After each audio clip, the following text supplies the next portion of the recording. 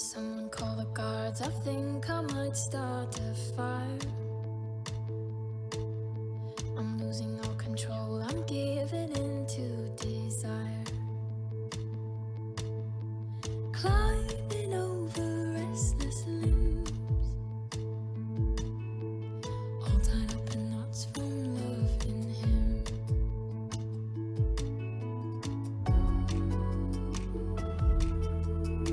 I'm going crazy.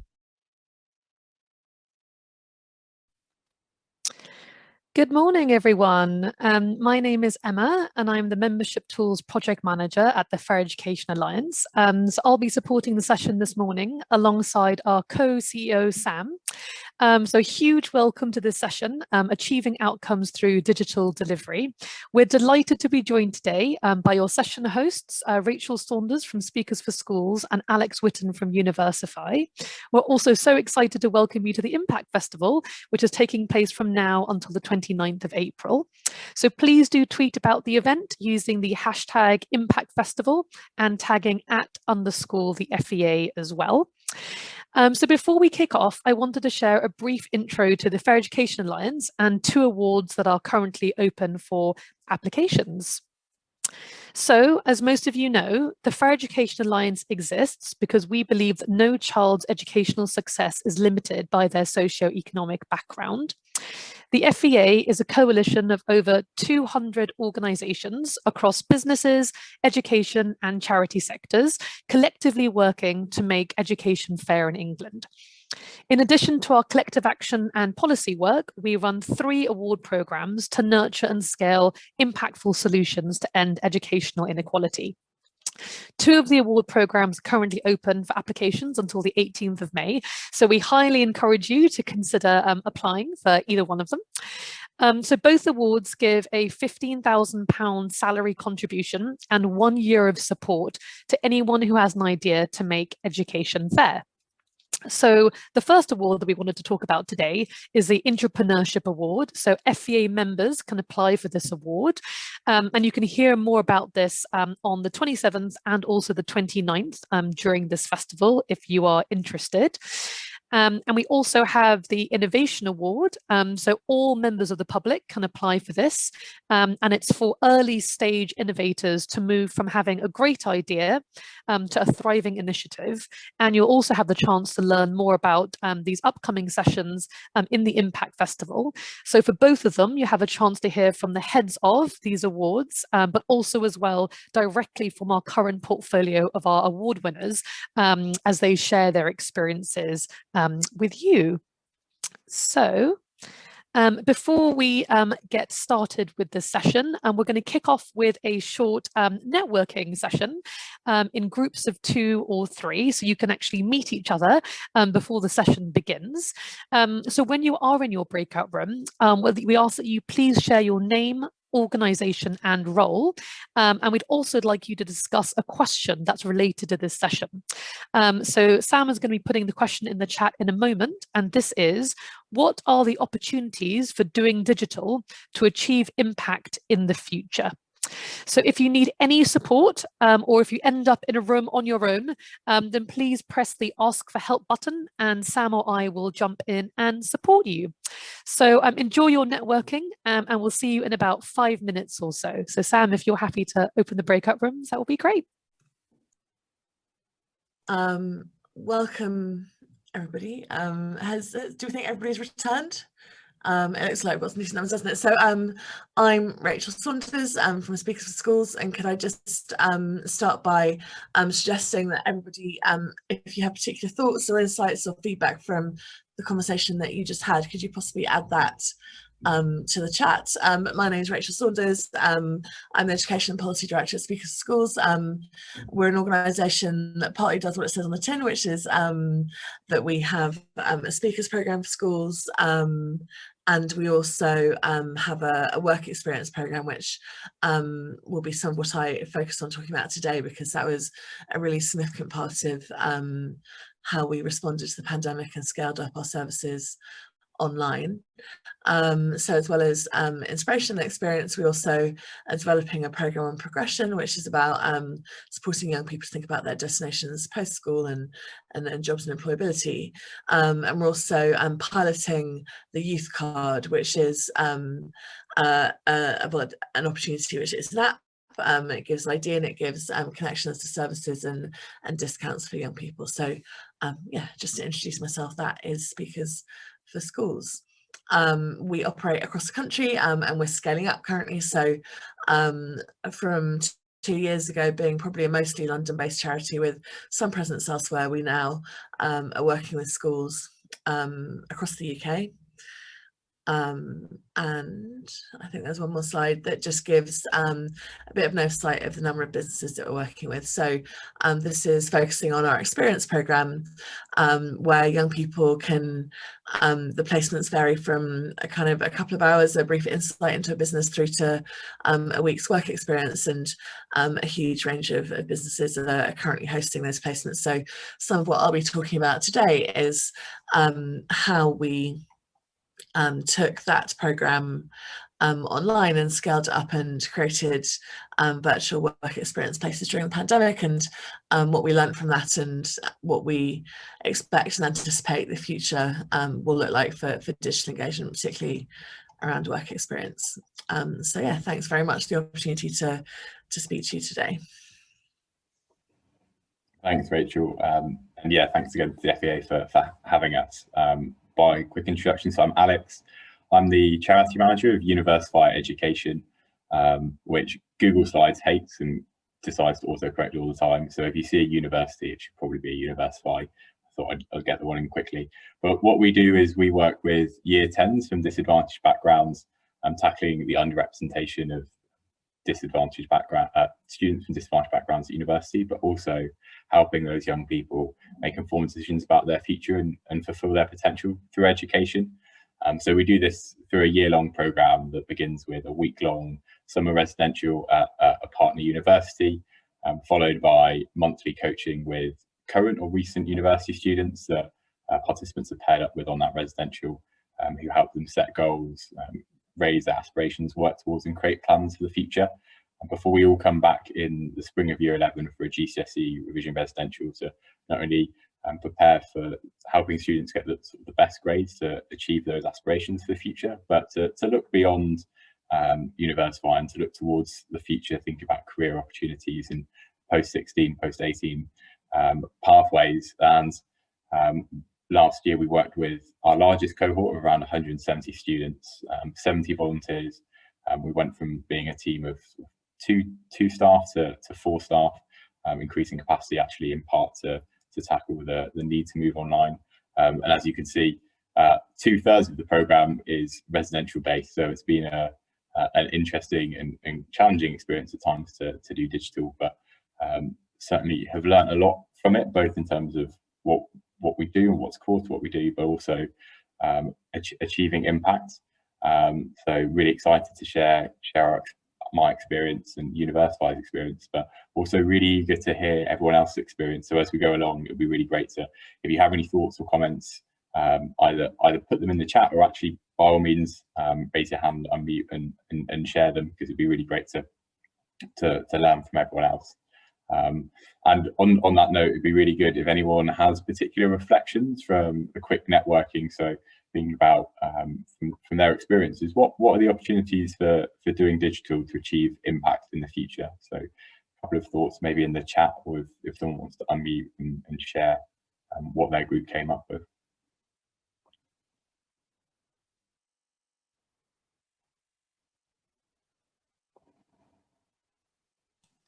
So in the group that we were in, we were talking about the kind of obvious benefit of it reducing the geographical limitations, and and obviously being able to reach students and reach schools in areas that we wouldn't have been able to normally, and that's I think probably a universal benefit that people have enjoyed.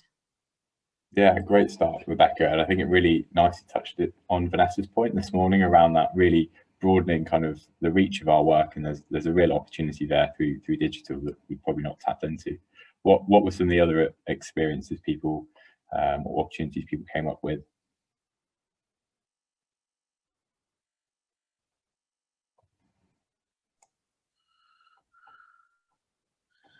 So Caroline, do you want to chip in? You put something in the chat about how it enables colleagues from multiple locations to get involved. I think it's actually, I was writing at the same time as the other lady just spoke, but we've found that we've been able to support and work with our community partners that are based predominantly for us in London, but we've also got at UBS offices in multiple locations. So we've done activities that supported social entrepreneurs, but also our education partners. And we've had colleagues involved from Germany, South Africa, Poland, loads of other locations as well, Switzerland, which before we wouldn't have been able to do. So our kind of our network has kind of widened, and the skills that we can offer and the expertise, we can just tap into so many other pools now, which has been really, really useful for some of our events and activities.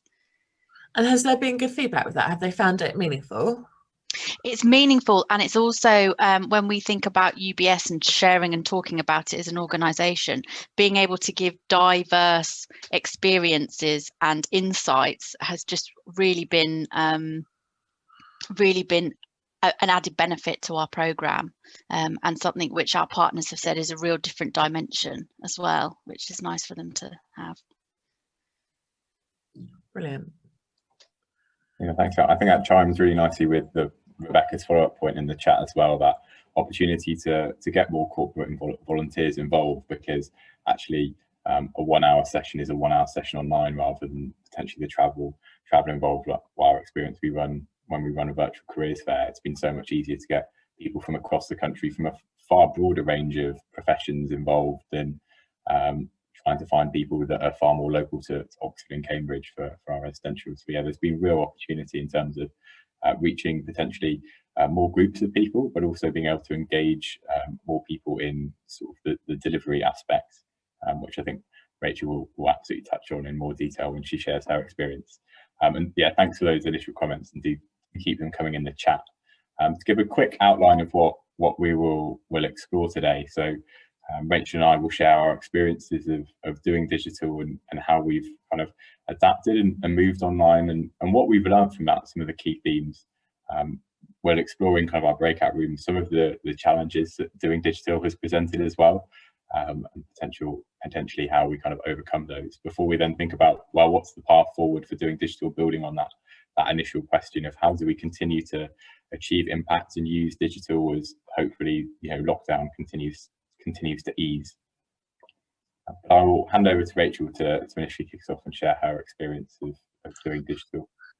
Thank you. Yeah, and as Alex said, what we're going to try to do is to kind of tell our story in a way that hopefully is illustrative and prompts you to think about your story. So there'll be plenty of opportunities to continue to share in breakout sessions through our programme today. So yes, and what was also really interesting is when Alex and I started talking about this, how much we have in common in terms of learning and themes and reflections, and to kind of to get to the end to start with, I think whilst everybody, I mean, we're certainly very excited about being able to get back to engage with young people in real life, and you know, and being able to go back into the real world. There's definitely really significant learning and work that we will continue to do online, and you know, there's a huge amount that we've learned during this time that we don't want to lose, and that will continue to be a really important part of our programme. So yeah, hopefully you'll come away from the session with some reflections about what we want to keep that we've learned during this time, as well as how much we're looking forward to being able to get back to engage with young people in person. So this time, just over a year ago, Speakers for Schools was an organisation that had a speakers programme, so inspirational speakers going in schools, and an in-person work experience programme. We had in our business plan into the future that we would think about virtual work experience, but we hadn't yet done it. So the first thing we did was to build a portal so that young people can apply for work experience placements, which businesses were then able to advertise, online. So I suppose one lesson is that there's no kind of quick or cheap way of doing this. It's a really significant investment to create the online portal to make it possible for the service to operate virtually, and also for it to scale. That portal was originally something that we contracted out. We got an external agency to create the portal. It became clear that for it to really be bespoke to us, we were going to need to continue learning and iterating. So we've recruited developers so that we now have people within the charity who work for us full time on continuing to develop our online tools. So again, I think doing it well and doing it to the standard that schools and young people and businesses expect is not cheap. It's a significant investment, and we've needed to have that kind of bespoke technology to make it possible. So we have the portal itself, where, as I said, young people can apply, supported by schools, and with schools signing off each application that young people make to make sure that it's appropriate for them, and businesses can advertise placements and then select who from their applicants they want to accept and work with. We've tried a number of different online platforms to actually facilitate the placements themselves. So at the moment we use Google Classrooms. We're lucky that we have the functionality that we need for safeguarding, because they have offered us a discount. We wouldn't probably be able to afford to do it with their kind of commercial offer, but they have made that possible for us, so that we can ensure that only the young people and volunteers and so on who are supposed to be at the placement can access it, which is obviously important for safeguarding. We have tried other platforms, so Microsoft Teams, other individual platforms that different businesses use, but it's been so important as a part of going digital that we've been able to be really interactive, and that we can really engage young people through different kind of formulations of sessions and Q&As, and the ability to use external software as well, like mirror boards and other things, collective projects, working software, and Google Classrooms has been by far the best platform for us to enable that interactivity and tailored engagement. So I mean, that might change over time, and I think that looking into the future, may very, very speedily different software organizations are developing different solutions, but for the moment the kind of tailored version of Google Classrooms has been the one that we found has been most engaging for young people, and where we've been able to have the safeguarding standards that we needed. So having been through that journey of not knowing quite where the virtual work experience was going to be a thing, to now engaging really significant numbers of young people. So for example, in February half term, we hosted 4,000 virtual work experience placements, and we're continuing to deliver placements at that kind of scale. We are now looking at what good luck looks like for the future, and there have been real benefits. So for young people who want to get virtual work, want to get work experience in industries that aren't necessarily on their doorstep, they've been able to do that. So we've been able to open the door to a really wide range of experiences for young people from across the country. And equally, I think a virtual work experience placement, which can be half a day, it can be 3 days, it can be 5 days, it means that being part of a placement feels like maybe not quite such a big commitment as the traditional kind of week turning up in person. So very much hoping that having virtual work experience combined with in-person work experience in the future will mean that young people can experience multiple placements in different businesses and different industries, which help them make the choices that are appropriate for them in the future. So we're anticipating that we'll be providing, we want to provide 500,000 placements every year in 2 years' time, and anticipating that 2/3 of them will be virtual and 1/3 in person. So for any individual child, a young person might have 3 or 4 placements over time, and maybe 2 or 3 of them will be virtual and 1 or 2 of them will be in person. And that feels like it might be an appropriate mix for young persons so that they can make the choices that are right for them. Although that's obviously a generalization and you know, a kind of a reflection of how it might look overall. Some young people might benefit from multiple in-person placements and some might benefit from more or less, or, you know, whatever. It's all about the choices and making it right for each young person's needs. But we think that, I mean, I can't even begin to reflect on how many meetings I've been in when we talk about how difficult it is to get young people the number of placements that they need, which are appropriate for them. It has been a challenge that I think the sector has been struggling with for, you know, forever, and hopefully virtual work experience is a part of the solution to make sure that every young person can get the experience that they need to enable them to develop the skills and knowledge that they need for their future, and the placements and experience that they need to gather to help them make the right choices for them. So yeah, that's the story. We're about to launch what's effectively a 3rd iteration of our portal, which will be much more flexible and also allows us to work much more flexibly with partners so that anybody could advertise their placements for young people through our service in a really smooth and straightforward way. So watch this space. Fantastic, thanks Rachel. I think that flexibility and kind of iterative approach is definitely a very similar experience, quite a different context for Universify. But actually pulling out some of the comments in the chat that seem to resonate with what you were saying, that yeah, that doing digital allows you to possibly reach some participants that would really struggle for the in-person parts and to really engage in that. So there's real opportunity there.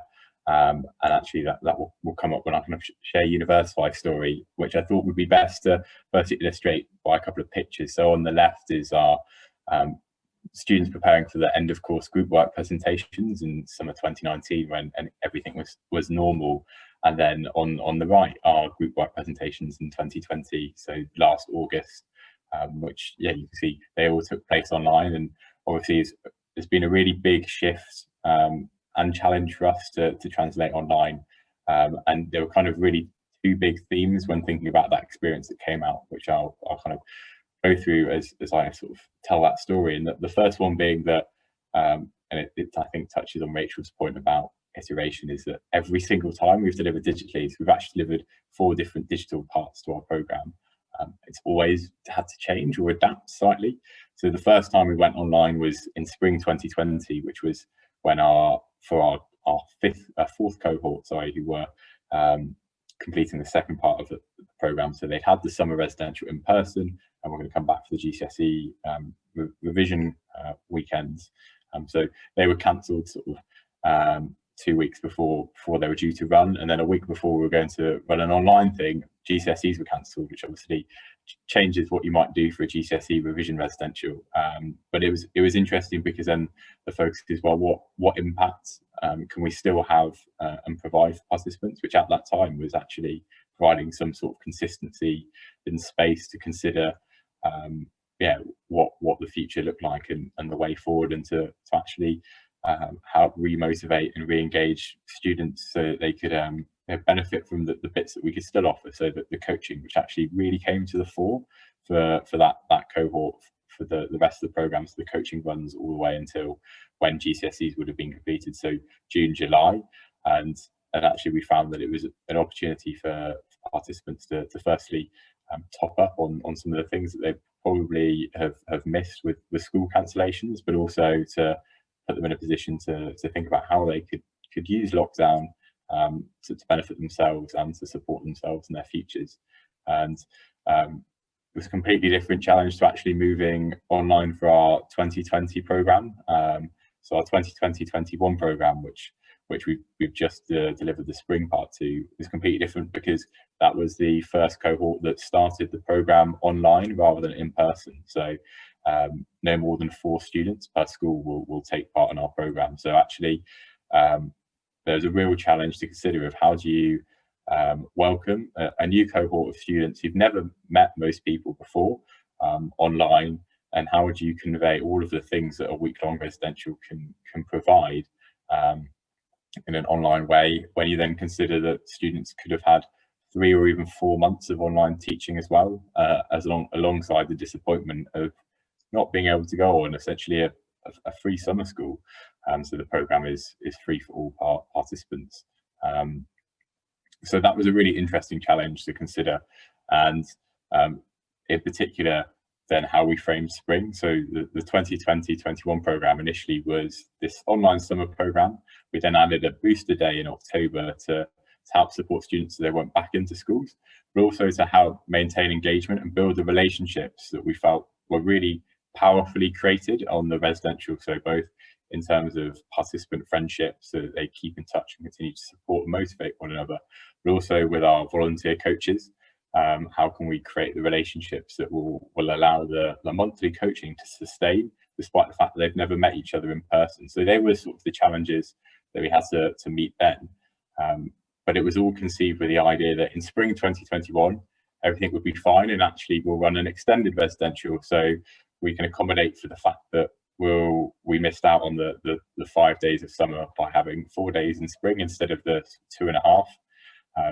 And yet had to adapt again, because that we chose to move online towards the end of last year in December, and then obviously in January GCSEs were cancelled, and there was a huge period of sort of uncertainty of, oh well, how are GCSEs going to be assessed, what's going to therefore be most valuable for participants who now have potentially had 6 to 8 months of remote digital learning as well. So once again, that spring 2021 really looked different from 2020. We ended up splitting it into 2 separate days. One, a course day which focused on covering content knowledge and study skills to help prepare for teacher assessments, whether that's through mocks or just continuing to do the best they can. Students do the best they can to get the best teacher assessed grades, but also to re-motivate and re-energize about their participants' futures. So we ran a specific day, which was a futures day that happened a couple of weeks ago, focusing on the future, on career possibilities, providing the chance to hear from motivational speakers as well about their experiences of overcoming setbacks, which almost all students have had also than in kind of any previous year. And in that whole process of moving online, doing digital, those iterations and those adaptations, the thing that's probably been the most powerful, most useful tool is participant and stakeholder input to drive what we do, so that we can ensure that it is impactful and continuing to meet what's quite often a changing need as the different programs we delivered showed. And so spring 2020 really became the testing ground for, well, what have we learned to take into summer 2020. And when we did prepare that 2020-21 program, we ran a focus group with alumni who helped us co-design the program, and students that had experienced some of the residential and could say, well, these are the core things that absolutely we would need moving online to because we think that's what we really benefited from. And then working with our partner schools and our volunteers as well to think, well, what do you think can complement the ongoing provision, and from the volunteer side, how can we ensure that the experience of volunteers is one where the relationships to create impact can happen. And then the real benefit with doing digital as well was actually it's far easier to survey everyone at the end of a session, and so we could get regular constant feedback. So during the summer and spring we'd do daily surveys after the course days in order to continue to improve and refine, and that's really driven our experience of doing digital. And actually I think that timeline of each program being different has been driven by not only the changing need and external circumstance, but really by participants. And our experience has been one of really being able to meet beneficiary needs, but also to adapt and learn as we hear kind of how they change.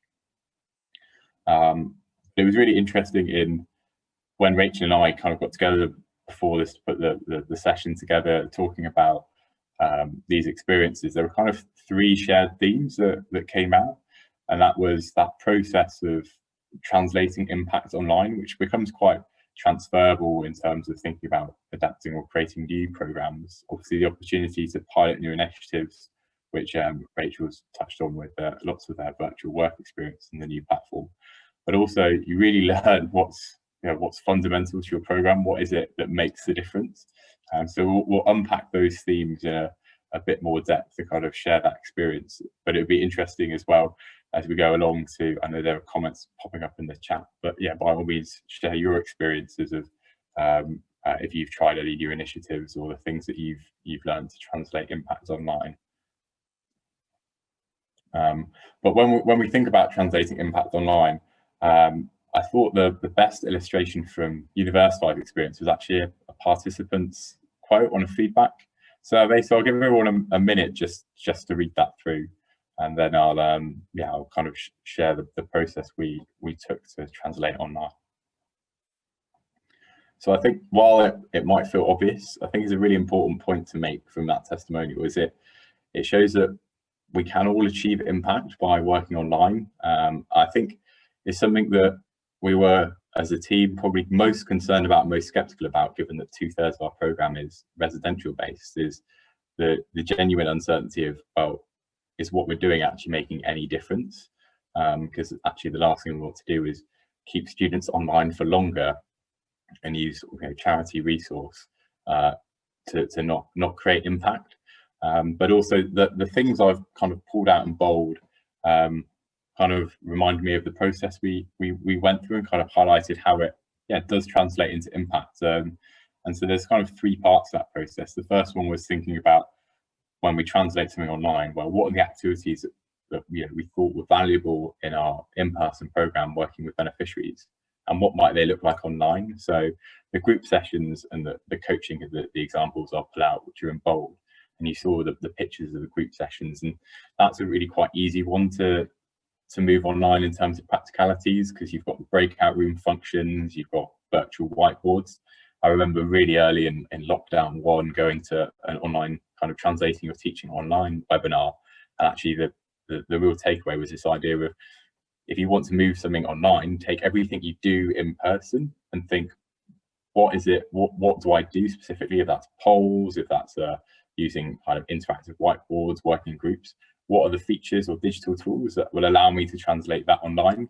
And it was a really useful process to go through our different activities, because we could instantly go, well, these things we could just move online like group work, but then there were areas that you just can't replicate online in the same way as in person. So for the coaching, a huge part of it is obviously a lot of coaching success is based on that relationship between participants and the volunteers, one of trust and understanding. And we typically pair volunteers with their coachees sort of halfway through the residential, after doing lots of different sort of team building and leadership exercises, so that students and volunteers got to know each other, and we could get a sense of which volunteers really work well with which students. Obviously you can't do any of that online, and so it became an online pre-course survey looking at students' interests, a couple of questions about what they'd be looking for in a coach, whether it was someone that's quite outgoing, maybe someone that's slightly quieter, what kind of background they might be from. And that was the way we then kind of paired up the volunteers with the students. And then again, it's thinking about, well, moving on to that second point, well, what might we be missing from online that we can't achieve or replicate from in person?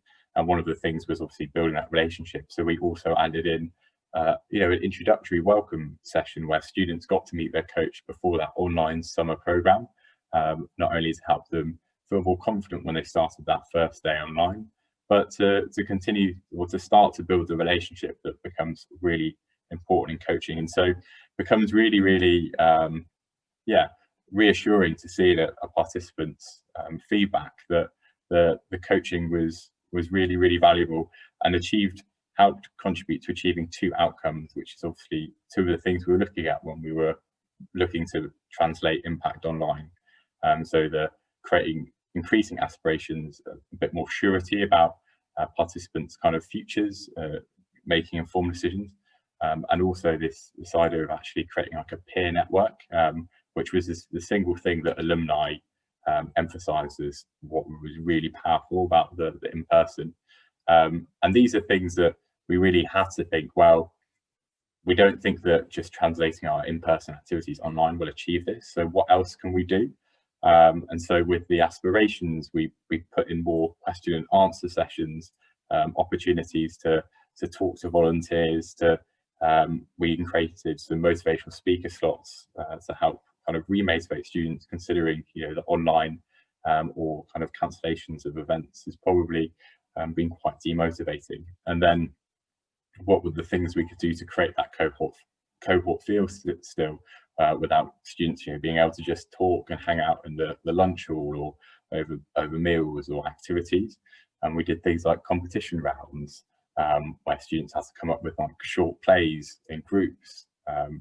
We did peer mentoring where students could kind of work together to overcome sort of challenges they're experiencing. So translating impact online became a process of sort of two things. Firstly, thinking what are the things we can move online, but what are the things that what activities do we do can we not replicate, and how can we kind of bridge that gap? And that was really our experience, and yeah, reassuring though to see that translating even something like a residential can still achieve impact online, which I think is something that's really, really pertinent to think about as, you know, we consider doing digital going forward. Thanks. And I've done similar to Alex, put up a slide with some feedback from young people, so to demonstrate that, you know, it really can work and that young people can have meaningful experiences online. I suppose part of what you'd expect to get from a work experience placement is knowledge and understanding of the industry and the business, and the feedback that we've had definitely indicates that young people feel like they understand both the business and the sector better than they did before, which is positive, and which you would expect, because, you know, that knowledge can be imparted online as much as it can in person.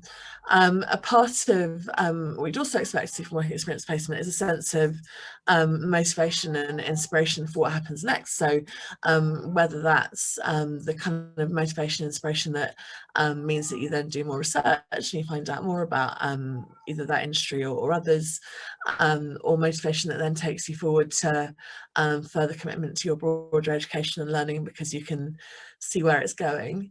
And we've definitely had some really, really positive feedback about that motivation. We're really keen to seek to track it further, and we think that doing multiple placements is good and useful in building up that sense of motivation and inspiration for the future.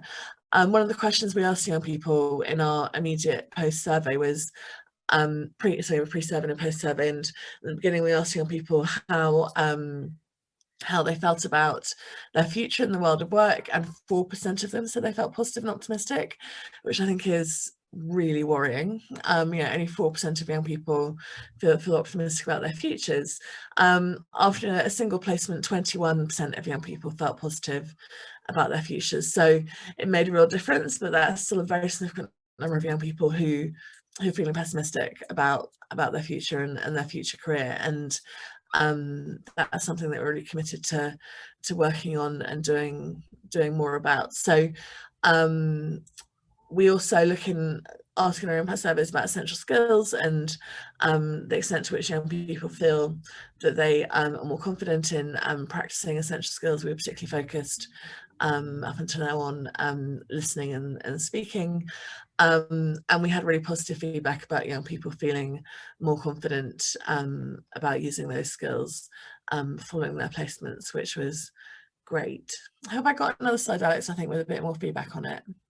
Yeah, brilliant. So one of the things to particularly pick out from this slide is that it's feedback from example from Morgan Sindall, which is a construction company. So one of the questions that we've had, actually we've done a huge amount of work experience with the NHS. So two of the barriers to doing work experience, one is, can you really understand what it's like to do that job if you only have seen it through a screen? And we've had really positive feedback from placements in construction, where you would have thought that being on site was vital, but actually so much of construction is about stakeholder management, project planning, all the other things that sit around being able to build something, as well as obviously the kind of the simulations and the virtual engagement and the pictures and everything else that you can see that can help you think about what it's actually like to be at a building site. So we have found from those sectors where you might have been concerned about whether virtual work experience was engaging, that it was, and that young people felt that they had a really valuable insight into that business.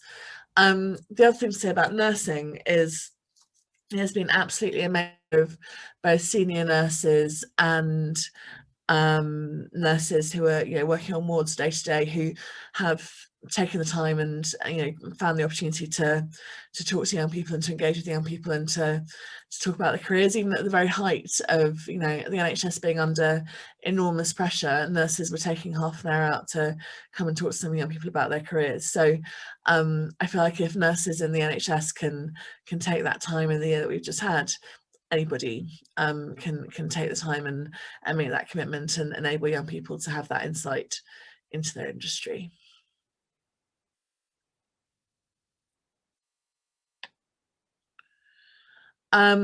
So part of what we're reflecting on in terms of what's core to our programme, so I feel like our assumptions were really challenged around what impact was, and I think a part of what is hard to replicate, I think I'll focus on that, is the kind of the social capital. So being able to actually meet somebody in person, whether it's one of our inspiring speakers or business people work experience, there is an element of that demystification, relationship building that is harder to do online, and with all the rules that there are around safeguarding, that continues to be the case. So yeah, we've really reflected on what's impactful, what enables your work to create impact, and what can and can't be replicated online. Can I pass back to you, Alex? Yeah, I think it's been a similar one for us in those iterations, and actually quite pertinent. We're currently taking part in a scaling training program that focuses on replication, and by doing so, thinking what's essential to what's core to your work that achieves impact, because that's the thing you want to replicate. And I think online, yeah, as Rachel said, really tests assumptions for us, both in terms of what makes activities impactful, and it can be as simple as the academic sessions are really important to participants, both in terms of the co-design, but also the participant feedback online. But actually the smaller things is what participants really valued was the variety and choice of those academic sessions that we run as part of our program. And so really useful small nuggets of information, as well as the broader ones that help you consider, well, these are the things that still are vital and crucial to what you do. And I think particularly in that design phase or redesigning phase, the enablers, so the participant kind of relationships, the peer relationships, it really highlighted how important they were to actually achieving the outcomes we want to achieve, despite the fact that in our original theory of change, there would be no specific activity to create those sort of participant relationships. That was just enabled by those activities. And going back to that participant feedback, the volunteer participant relationships again became something we kind of learned is really crucial, is that volunteers aren't just the facilitators that oversee and run the program, but actually provide a lot more kind of intangible through those relationships, and therefore really highlights potentially some of the things that we might be able to replicate online and what we can't, particularly when we think about residentials, and which I'll come back to too. But yeah, it's a really good opportunity, and I think one when reflecting on any experience of doing digital, to ask those questions of, well, what has it sort of shown, and what assumptions is it tested about your sort of normal delivery. But as well as learning what's core, kind of building on that, is the ability that online is presented, or even forced to try new initiatives. So from Universify's perspective, I mentioned kind of the work to create that cohort feel, those peer relationships through things like peer mentoring, embedding learning through sort of self-reflection. We produced an offline course journal as well, and increasing engagement through things like a booster day, which all provide opportunities to consider future hybrid models, which is something that has come up in the chat. So, you know, how can online then integrate into your day-to-day practice? In a particular area for us that's been really interesting is we've moved quite a few aspects of sort of around the course online. So running pre-course webinars became a really important part of online to reduce the expected drop-off of engagement with a residential being cancelled. So pre-course webinars then became kind of replicated for our participant recruitment process. So rather than doing school visits, again, we were limited by the pandemic, we actually ran webinars which allowed us to reach more schools and more students in actually a less resource intensive way. So learning new ways of working. And also a big one is all our volunteer training happened online rather than in person. And we run an extended volunteer training program to help support volunteers to coach students and basically get the most out of coaching for participants. And that's been the best engagement we've had is through doing it online. So it's really been great to see actually, oh, these new things could be integrated into what we do to actually further our impact. And I know that Rachel will touch on now some of the sort of similar experiences from Speakers for Schools.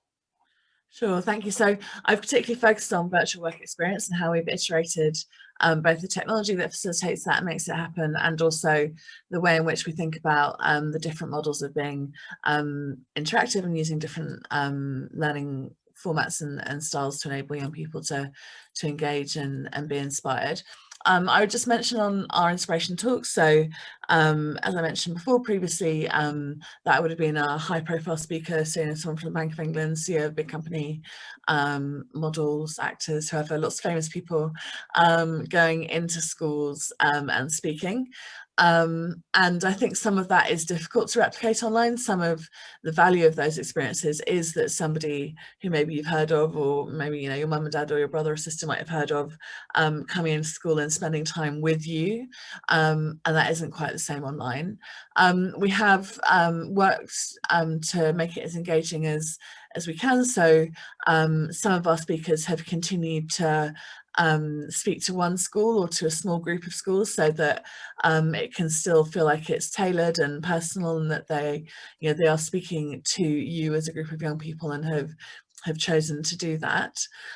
Some of them we have run broadcasts, and we have iterated the format of those, partly to have the platform be as effective as possible, and partly how we enable young people to submit questions and to have some of that kind of real life discussion, and to ensure that young people feel they've had the chance to have their say. So I think our inspiration program, particularly both the schools and the speakers, are really excited to get back into in person, because there is that magic of actually meeting young people and feeling like you can have those informal conversations around the edge of the talk itself as well, that can really feel like they make a difference. But going online has enabled us to also reach really significant numbers of young people who might not all have been able to hear from an individual speaker before. So there's a real balance to reflect on in the future. Thanks, Rachel. I think, yeah, a real big thing is, while we have learned a lot, when we're thinking about doing digital going forward as well, we need to consider some of the challenges we faced or might continue to face, both in terms of achieving impact, but also in terms of moving online. And so what we're going to do now is we're going to go back into breakout rooms, and we'll have a few minutes just to reflect on, and it's been in the chat, some comments already, but what individuals' experiences have with their organisations, of some of the challenges that they may have faced doing digital, or some of the challenges they could foresee about doing digital. So if we could reopen the breakout rooms, and we'll have, I think, about 5 minutes to discuss that before. Right, I think we've got everyone back over to you, Alex. Brilliant. Well, welcome back, everyone. To re-kick things off, it'd be really good to hear if there are any sort of reflections from those breakout rooms, what some of the challenges of doing digital have been, whether you want to unmute and just share or pop it in the chat would be really good.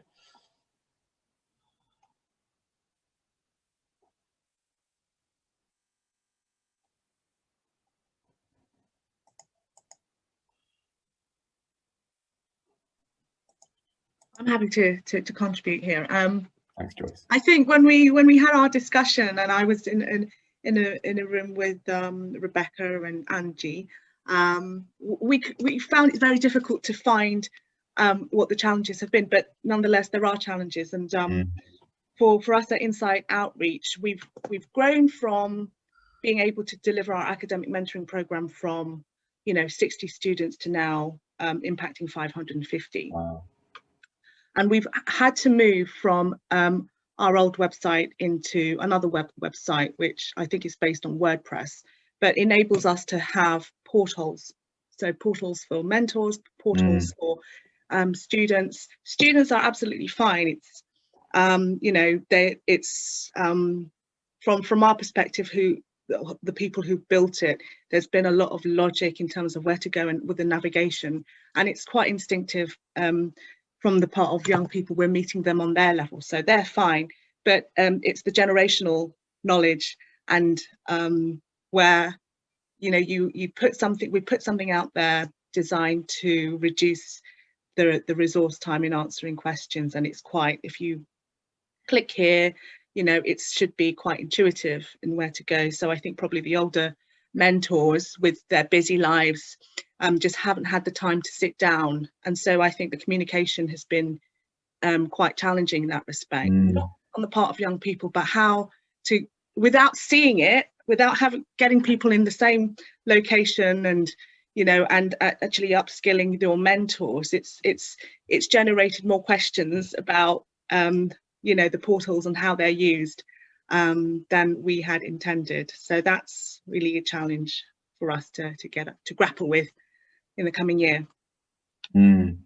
Yeah, thanks, Joyce. It's a really interesting one, that kind of adapting the delivery to online, and potentially some of the challenges you wouldn't anticipate of that uptake or using the tools, but also really positive to hear that massive growth of reach as well of online. And I think looking at the chat, that real range of experiences of doing online, a couple of them coming out are actually parental trust issues of moving to Zoom. We had a real challenge with getting schools on board as well with Zoom. Obviously, very early on, there were lots of issues with Zoom bombing. And so how do you accommodate that, and actually screen fatigue, I think, which Rachel will touch on. And for us, that's one of the reasons we split our Spring 2021 programme, was the thought that we weren't going to make students spend 7 days in a row online, having just done a week of school online, but looking at some of the other challenges, getting third-party sort of deliverers to upskill to deliver online as well was a completely different medium, and yeah, likewise actually resonates for us, where we recruited a lot of our volunteers in anticipation of doing an in-person programme.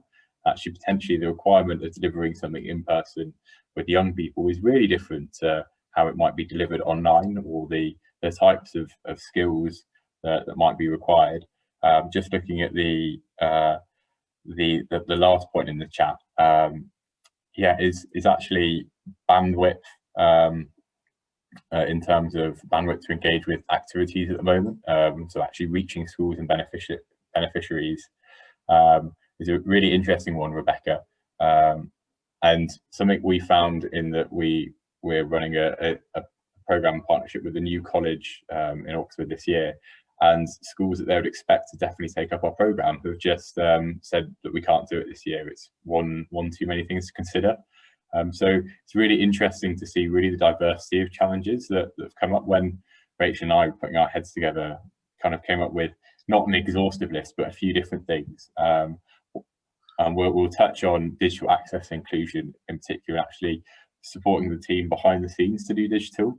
But some of the others that come up, and we said we probably could have spoken for an hour and a half on it, but safety online is a real challenge.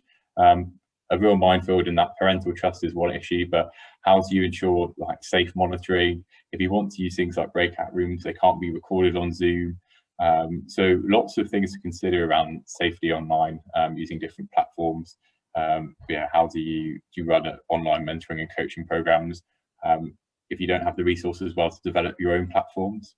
As I said, we'll touch on that digital access and inclusion and supporting the team doing digital. But yeah, Rachel has popped down that digital exhaustion, and kind of that link of moving online takes a lot of time and resources.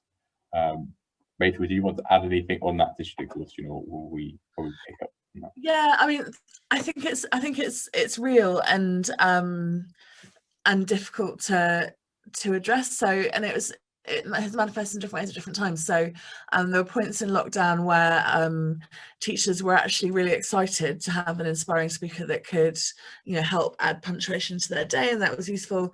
And equally, there were points where young people were, especially in the last lockdown, I think, where most schools got to the point where they had very structured, quite intense learning for young people online all day, and we were seeking to have kind of twilight session talks, and found that there were times where we just weren't getting the numbers that we had before, because young people were just, their eyes were tired and they were tired of looking at screens all the time. And also some really sincere apologies, both from young people and their teachers, about turning up to placements, just saying that, you know, having been doing online learning all term, they just felt that they had to take some time away from the screen during half term, rather than take up the work experience opportunity they signed up for. But then equally, kind of to balance that, there have definitely been both schools and teachers and young people and parents who've been absolutely determined that the fact that we're going through a pandemic doesn't mean that their young people are going to miss out on the opportunities that they should have, and that they, you know, have every right to, and, you know, that really matters to them. So there's definitely been an enormous amount of determination and flexibility that has and collaboration that has made it all happen. Thanks, Rachel. And actually, this picks up on, I think, Alicia, you just popped a point in around some of your partner charities struggling to reach those kind of most in need or the most disadvantaged young people because of digital access issues. And it's been a really interesting one, because online is definitely an opportunity to reach greater geographies, more people, but actually it has still been a real challenge to reach those that potentially most need some of the support that we offer as a sector. So reflecting on our experience, we offered 190 places, including operating a waiting list, and ended up with only 169 attendees on our programme, which is a slightly higher sort of dropout rate as we operated a waiting list. So instantly you've already got you'd be able to reach everyone with digital with the same sort of amount of enthusiasm. But also, of those 169 attendees, 18% of them, we surveyed them, had sort of additional digital access requirements, whether that's they didn't have a device to access online, they didn't have the internet, and we worked with our partner schools to provide them with digital support. And we only managed to provide that for half of that 18%, and even then, I think what's kind of insightful is a quarter of those that received support still didn't attend online. So there is still this real challenge that online is presented with potentially reaching the participants that most need some of the support we offer. And also, while online has been a great way to engage with different kind of groups of students, or students that might not feel as confident in a in-person setting, there's also we've experienced quite a few participants with anxiety online. Some students will have taken part in the entire course with their parents sat beside them, and for some that's just not feasible. And so yeah, we've seen that while digital is absolutely an opportunity, it's not an opportunity to reach everyone, but potentially different people. And yeah, as Rachel was saying, I'll hand over to Rachel to kind of share her experience with that. Yeah, I mean, absolutely. I mean, not to repeat what you've said, I think a lot of the same experiences. So yeah, easier to reach schools and young people that we might not have been able to reach otherwise, but absolutely, you know, issues around digital exclusion, you know, devices, data, remains a huge challenge, although it did seem to improve slightly over the year, but remains a huge challenge. And yeah, exhaustion and which I think I hope will be different, assuming that schools are able to continue in person, and that sense of, you know, staring at a screen all day and then staring at a screen even more, you know, to do an additional activity will reduce. But it's obviously something to be very aware of.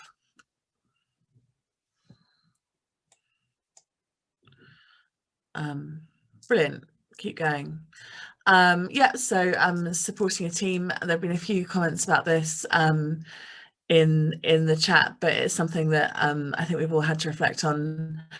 I mean, for us as Speak Schools, we have grown from a team of 9 to 70 over the year. So onboarding new colleagues virtually has been a very real challenge, and something we put a lot of thought and effort into, both in terms of onboarding them individually and creating a shared organisational culture. But again, that's a whole other conversation, I think. Yeah, absolutely, Rachel. I think one of the big things to recognise the challenges of moving online that I'll touch on from our experience is both. I mean, we're a small team of 3 people that increased to 4 to adapt to moving online. But not only has demand increased, but lockdown takes its toll on everyone, and so being able to adapt to that, and sometimes the challenge of, you know, not being able to do what you do this job for sometimes, which is working with young people kind of in a face-to-face context, and that ongoing uncertainty can be challenging. So it's one that I think potentially doesn't get enough sort of coverage, but actually being very mindful of, as we continue to do digital, how we do that effectively, kind of as organisations as well, that have often had a lot asked of them in the last sort of 12 months as a real challenge. But we're going to turn now to, I suppose, having reflected on our experience and the challenges, what the way forward might be for doing digital, both in our context and then as a group in breakout spaces. So I'll hand back to Rachel. Sure. So I think I've indicated that the way forward definitely includes a wide range of online services than we would have had pre-pandemic. So in terms of the employers that we work with, they're really keen to keep going with online work experience. Careers leaders, the feedback we've had overwhelmingly is that they would also like to continue with hybrid, so both online and in person. How that mix actually works and what young people choose will obviously be really important for us to monitor really closely. But we think that online both means that more young people can have a wider range of experiences, and also enables us to reach younger groups who might not necessarily attend an in-person work experience. So more young people can have more experiences through their school career. So that mix and balance will be something that's really important to us to keep a very close eye on feedback and uptake. Thanks, Rachel. I think it's a sort of a similar message for us, and I think it's come up in the chat quite a lot that potentially online is some sort of hybrid going forward. I always remember from an old job, the tech manager would always say that tech kind of can do 3 things. It can be the product, it can facilitate the product through things like automation, or it can go alongside the product to sort of supplement and enhance it. And it's kind of with that we've reflected on what the way forward for Universify might be doing digital. You know, we've taken away that it can increase and sustain impact through being able to reach more potential participants with online webinars, but also with the volunteer training piece, and potentially boost engagement with online booster days. So there's real opportunity to increase our impact, improve aspects of our programme, and also to facilitate scale by reach, which we've touched on a lot, but also through sort of saving time, so reducing things like potentially school visits to run webinars instead, thinking of more scalable activities, and that idea of, you know, tech sitting behind what we do. But also I think one of the thoughts that's come up, particularly talking to friends about what we do, they go, oh, isn't this now an opportunity to massively scale and, you know, go completely digital? But actually it's neglecting the fact that online is never going to be a replacement for in-person. I don't think we could ever replicate the feelings of independence and confidence that a young person gets from leaving their hometown for the first ever time to experience living in a completely new setting like a university. And I think that the graph on the right was an attempt to illustrate that. So in our so before the summer program, after, we asked students how likely they are to apply to a highly selective university. And the two bars on the left are the outcomes of our first 4 cohorts who completed the in-person programs. And so the dark red and the slightly lighter red, the bottom 2 of the stacked, are the very likelies and fairly likelies. And on the right-hand side, we've got that outcome for our online cohort, and you can see that the impact is not as great, but also it suggests that, you know, while we can have impact online, it's potentially not the same, and there are some things we can't replace. And it's something for us to take forward and think, well, it provides a real opportunity to further our impact, but actually what are the things that we might compromise if we were fully online. So some real kind of food for thought as we go forward, but still a real opportunity. But as we move towards sort of the wrap up, we're going to go through a final breakout room reflections on for each of your organisations, kind of basically coming back to that initial question we asked. So what's the way forward for your organisations doing digital? What are the opportunities? What might you take away from this session and consider now in how you might use digital to achieve impact in the future? So if we could go back into those breakout rooms for, I think, 4 or 5 minutes, that'd be really great, Sam, with faces. So welcome back, everyone.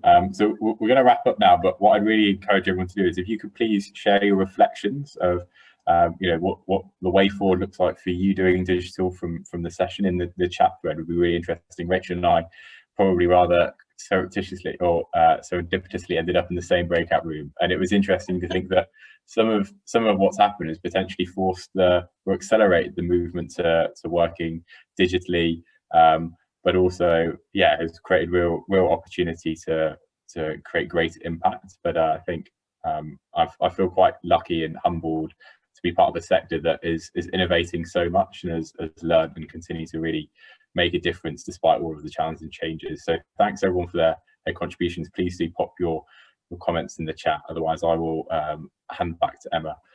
But yeah, thanks all. Brilliant, thanks Alex.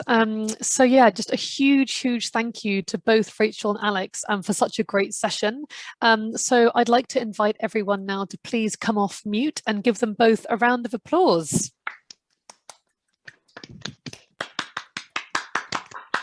Brilliant. Thanks, everybody. So your feedback is invaluable to us, especially since this is the first time that we are running the Impact Festival. So feel free to send us an email with any immediate thoughts to fea.events@faireducation.org.uk. So we'll be sharing that email address in the chat with you. And we'll also be sending out a survey after the festival as well. But as you've just seen, before you go, we'd love to get your kind of quick thoughts on this session. So please do fill out the poll that is now on your screens.